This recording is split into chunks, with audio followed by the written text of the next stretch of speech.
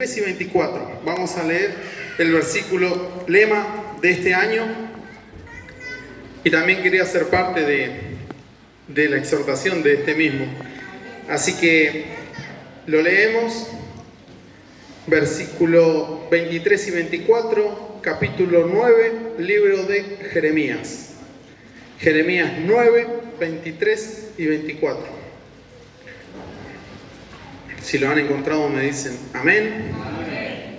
Y dice así: así dijo Jehová, no se alabe el sabio en su sabiduría, ni en su valentía se alabe el valiente, ni el rico se alabe en sus riquezas, mas alábese en esto el que se hubiere de alabar, en entenderme y conocerme, que yo soy Jehová, que hago misericordia, juicio y justicia en la tierra, porque estas cosas quiero, dice Jehová. Amén.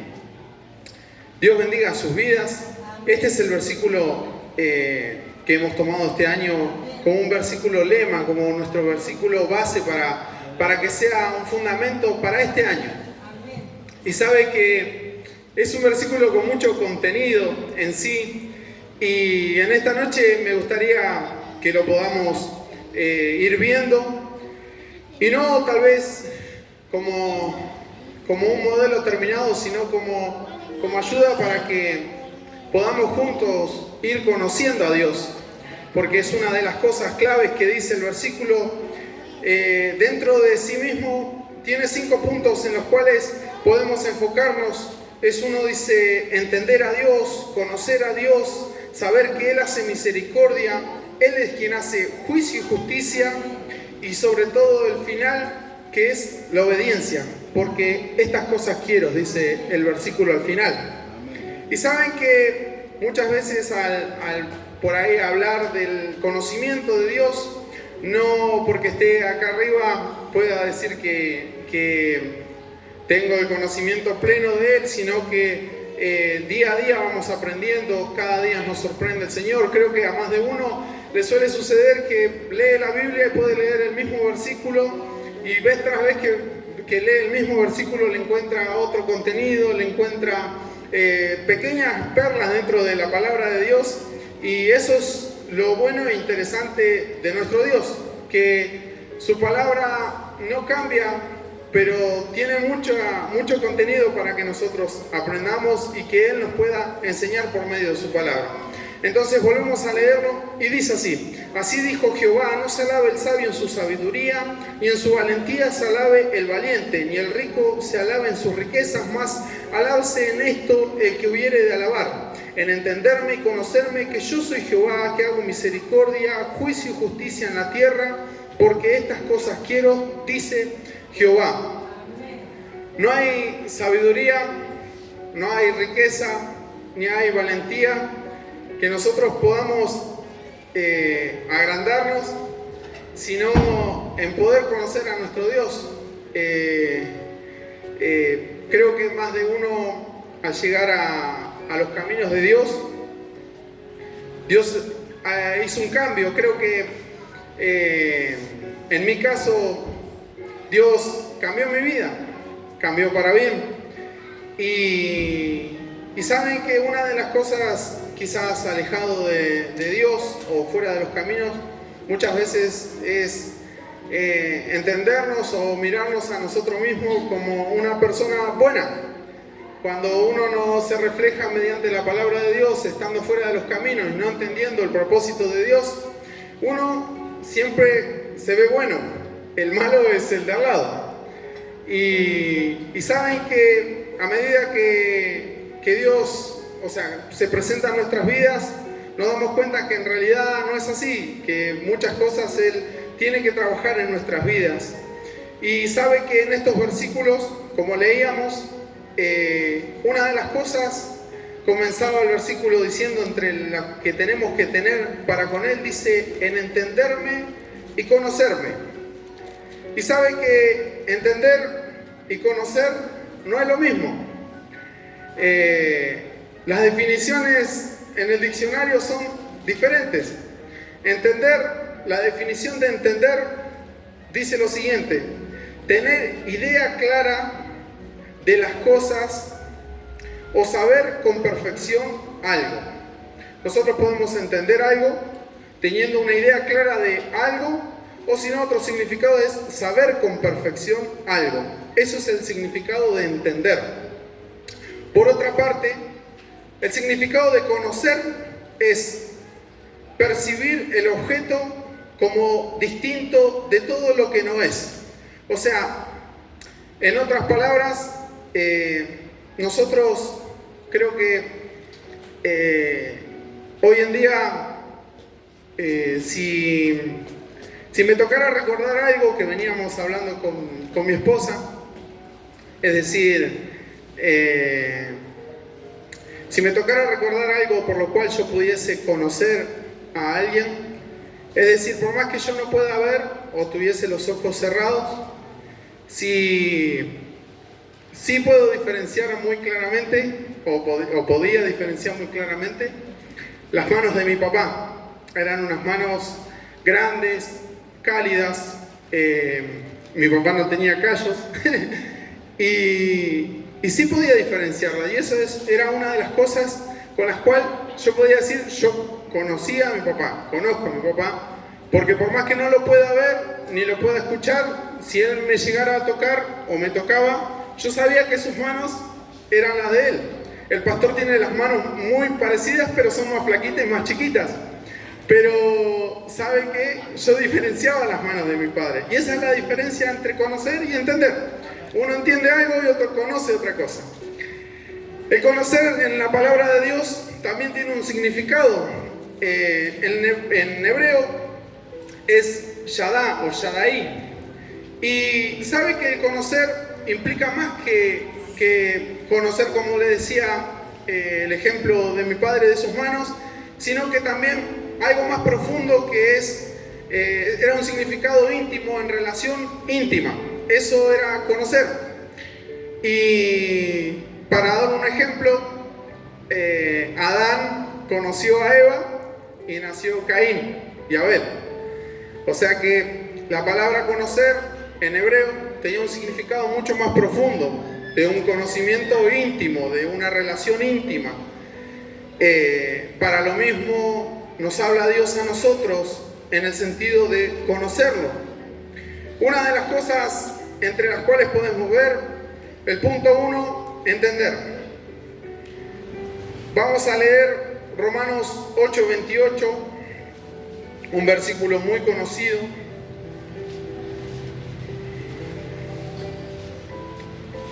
Romanos 8:28, y dice lo siguiente: y sabemos que a los que aman a Dios todas las cosas ayudan para bien, esto es, a los que conforme a su propósito son llamados. Y sabemos que a los que aman a Dios todas las cosas les ayudan para bien, esto es, a los que conforme a su propósito son llamados.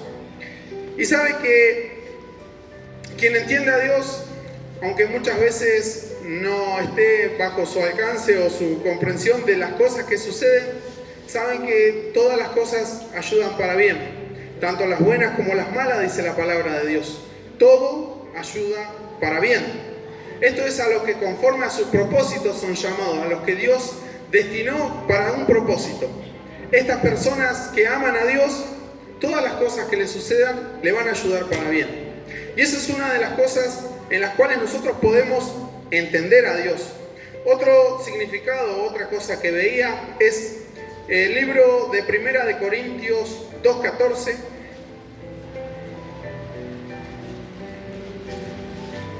Corintios 2:14, y dice lo siguiente: pero el hombre natural no percibe las cosas que son del Espíritu de Dios, porque para él son locuras, y no las puede entender, porque se han de discernir espiritualmente. O sea que nosotros, para entender a Dios, tenemos que estar conectados con su Espíritu. Es uno de los motivos en los cuales nosotros podemos entender a Dios o comprender lo que Él tiene para con nosotros. Y sabemos que todas las cosas que nos pueden llegar a suceder obran para bien. Ese es uno de los puntos, o el primer punto, en el cual Dios dice: el que se tiene que alabar de mí, o el que se quisiera alabar de mí, alábese entendiéndome y luego dice conociéndome. Ahora, conocer sabemos que es una relación íntima, que la palabra originalmente en hebreo, el significado era una relación íntima, tan profunda que podía conocerlo íntimamente al Señor. Y saben que a mí me gustaba un ejemplo y vamos a estar leyendo varios versículos, así que tenga su Biblia en la mano. Y vamos a leer Primera de Reyes, capítulo 19, versículo 11 y 12. Primera de Reyes, 19, 11 y 12.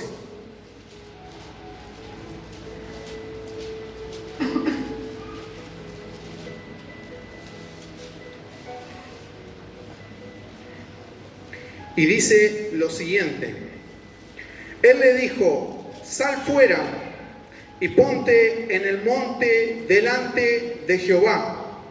Y he aquí que Jehová pasaba, y un grande y poderoso viento que rompía los montes y quebraba las peñas delante de Jehová. Pero Jehová no estaba en el viento, y tras el viento un terremoto. Pero Jehová no estaba en el terremoto, y tras el terremoto un fuego.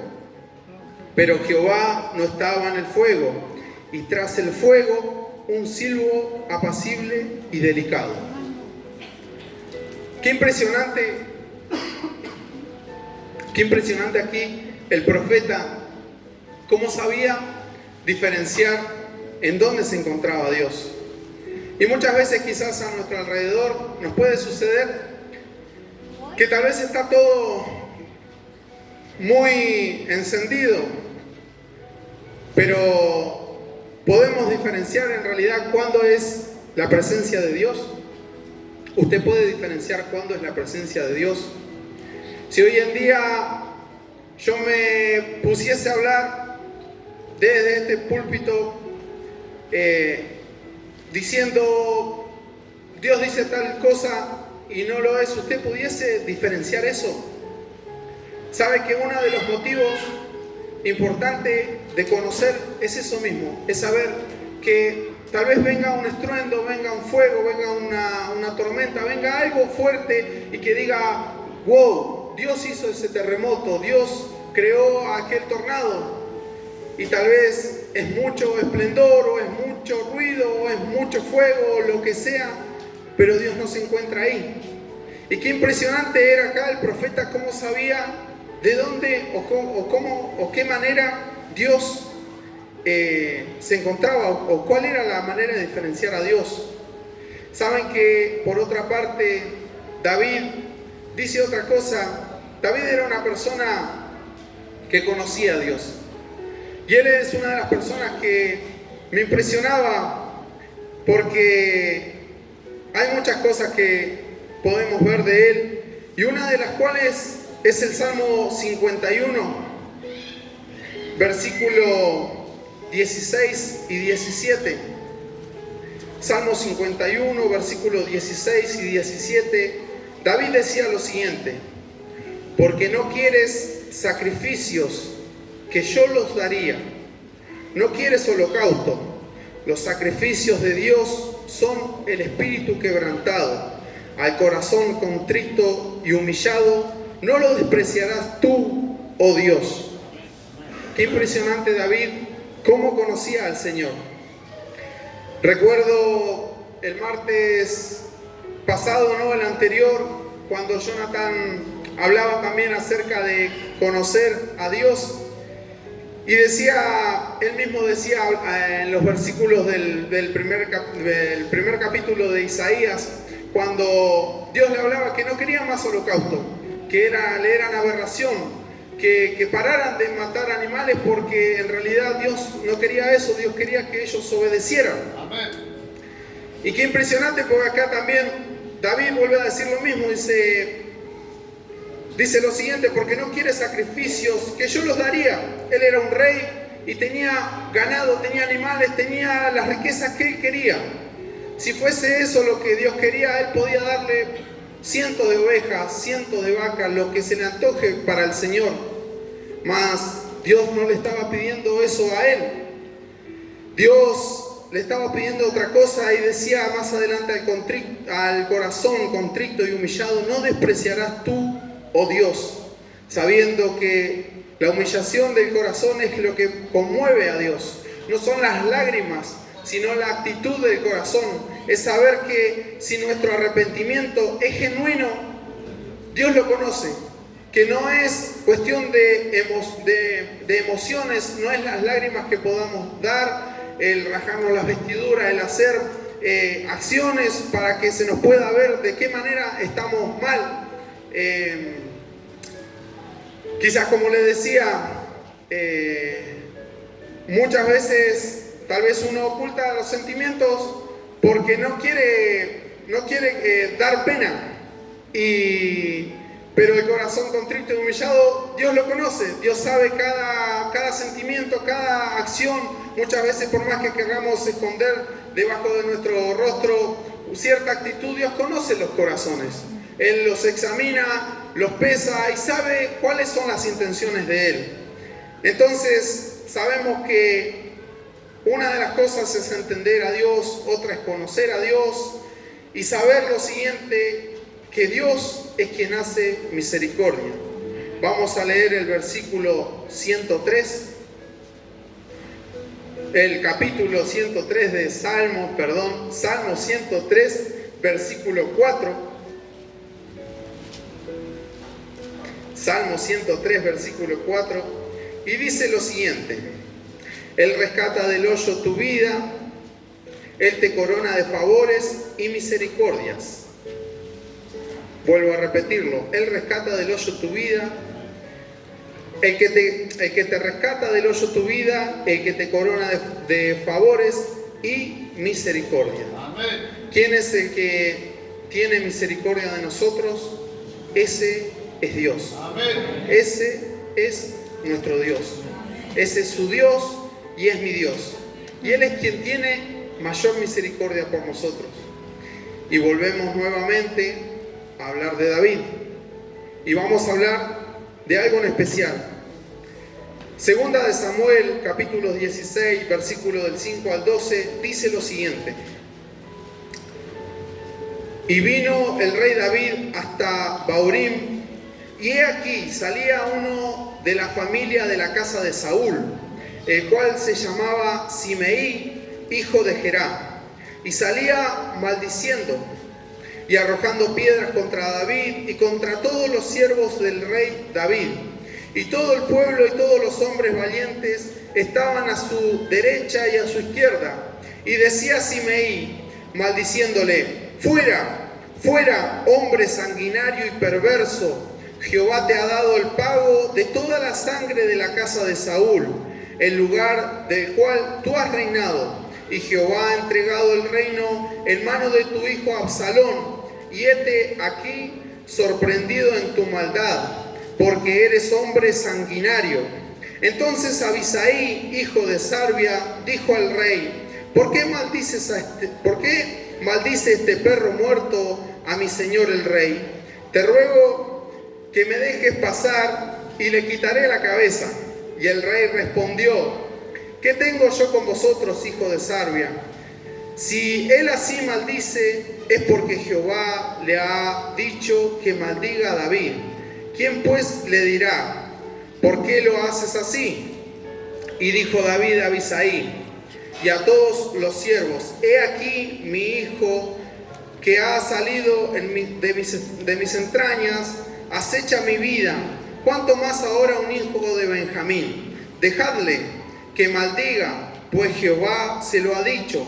Quizás mirará Jehová mi aflicción y me dará Jehová bien por sus maldiciones de hoy. Qué impresionante acá en este capítulo cómo David comprendía a Dios.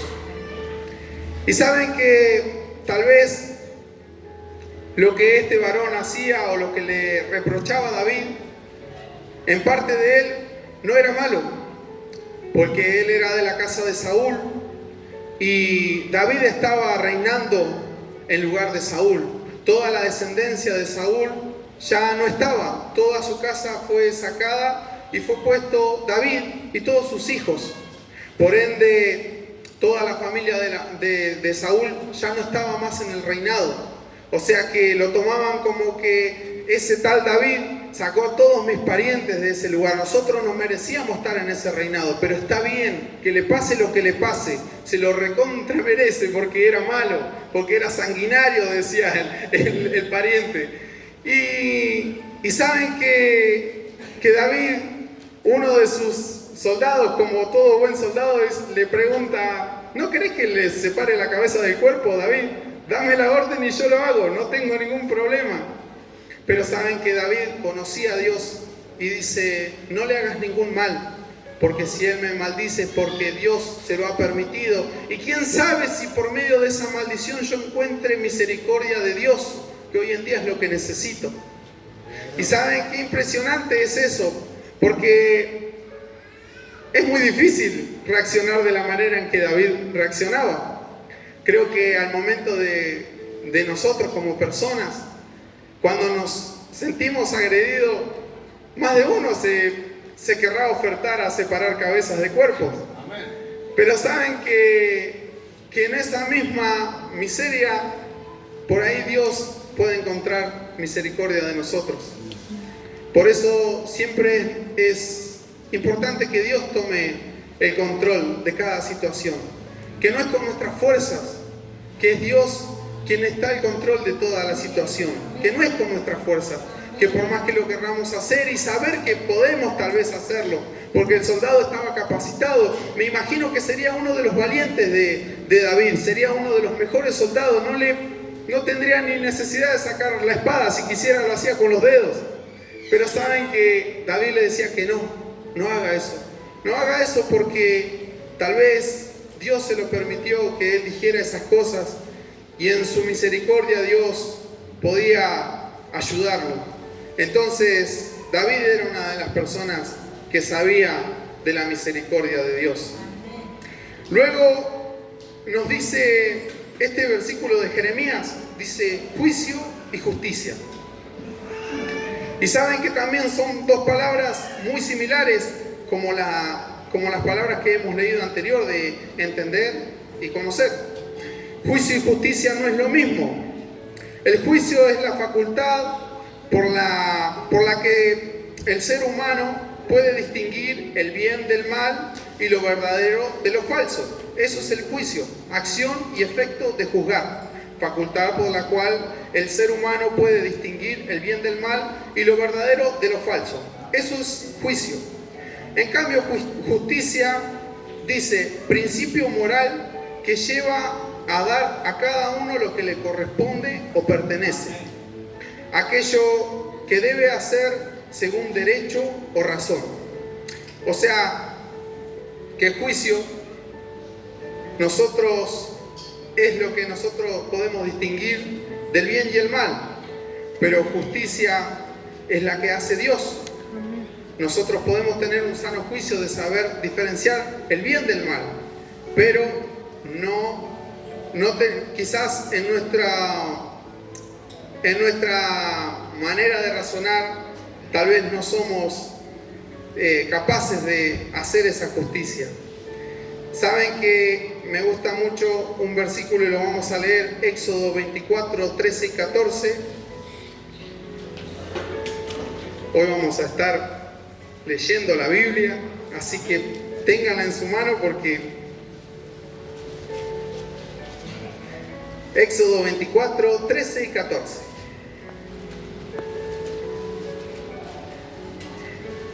Dice lo siguiente: y se levantó Moisés con Josué, su servidor, y Moisés subió al monte de Dios y dijo a los ancianos: esperadnos aquí hasta que volvamos a vosotros.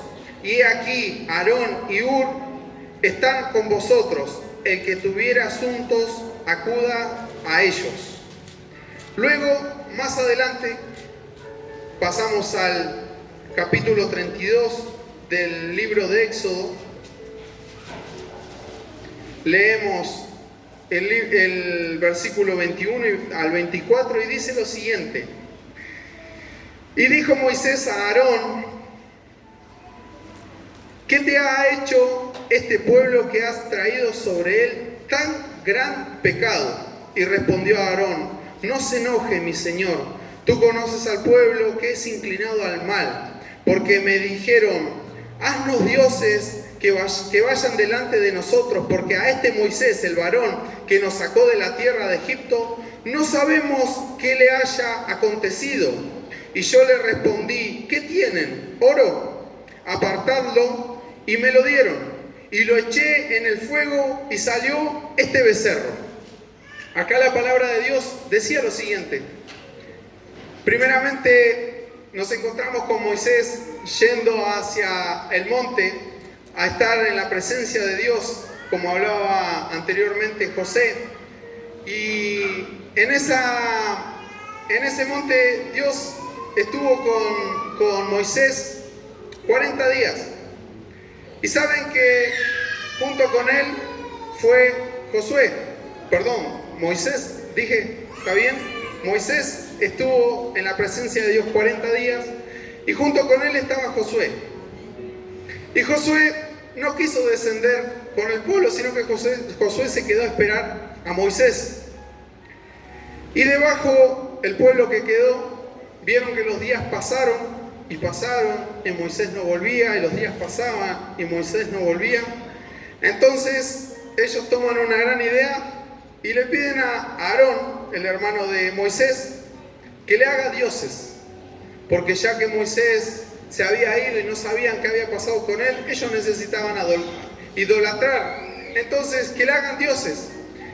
Y Aarón no tiene la mejor idea que decirle: bueno, tráiganme oro y vamos a ver qué sale. Y parece un chiste en la manera en la que Aarón le dice a Moisés, a su hermano: mirá, yo lo único que hice fue lo siguiente. Ellos me dijeron: queremos dioses, bueno, denme oro. Yo agarré el oro, lo tiré así en el fuego, y cuando cayó el fuego así, salió un becerro. Qué cosa ilógica, ¿no? Usted, si tira un huevo al fuego, no va a salir un huevo frito o un huevo hervido. Usted tiene un proceso que hacer para cocer un huevo, para cocer una carne, para hacer cierta cosa, tiene un proceso.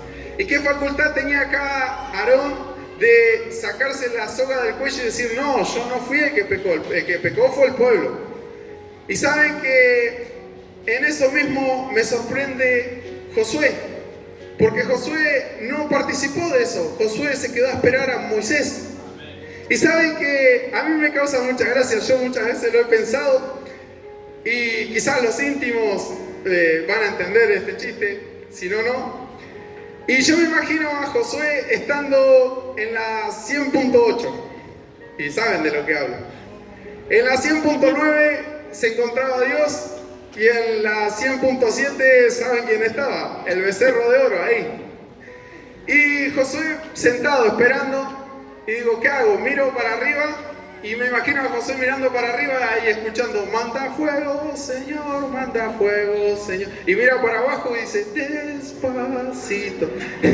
Y saben que es muy gracioso, pero era de esa misma manera en la que Josué se encontraba, en medio de, mirando para un lado cómo la presencia de Dios estaba ahí, hablando con Moisés, con el referente que tenía el pueblo, y por otro lado veía haciendo fiesta el pueblo, idolatrando cosas que no debía. Y lo peor de todo, que al momento en el que Dios lo quiere juzgar, ¿qué hacen? Dicen: no, yo no participé, yo lo único que hice, tiré el oro ahí, cayó el fuego y del fuego salió un becerro. No hice más que eso. Y qué importante que es la justicia de Dios. Y ahí encontramos las dos cosas: el juicio y la justicia. El juicio de Josué al decir: no, yo no voy a hacer lo malo, yo me quedo acá y prefiero mirar para arriba y sigo escuchando Kairot, en vez de mirar para abajo y escucho otra cosa. Y saben que es así. Eso es importante, de conocer el juicio de Dios, o tener juicio moral, de saber: no, esto no lo voy a hacer porque sé que está mal, porque a Dios no le va a agradar, porque Él no quiere. Y después, en el momento en el que llega la justicia de Dios, muchas veces pedimos misericordia, pero todo eso trae un proceso. Es ese oro que cae en el fuego y no sale el becerro porque sale. Es porque hubo un trabajo, porque se moldeó, porque hubo alguien preparando ese becerro, porque hubo alguien haciendo esa escultura, dándole forma, y después de que sale, ya está el Dios ahí. Pero para todo esto hubo un trabajo, un proceso. Por eso es importante tener un buen juicio. Porque en el momento en que llega la justicia, muchas veces pedimos misericordia.